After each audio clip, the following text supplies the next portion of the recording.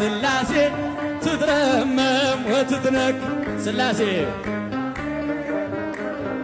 ወትትነከር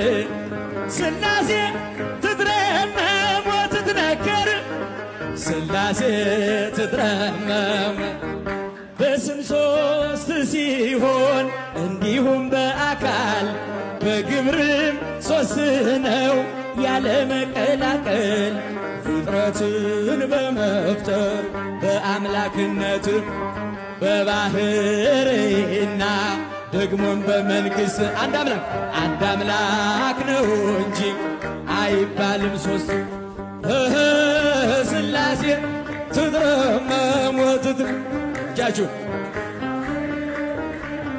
ወትትነከር ስላሴ ትትረመም ወትትነክ ስላሴ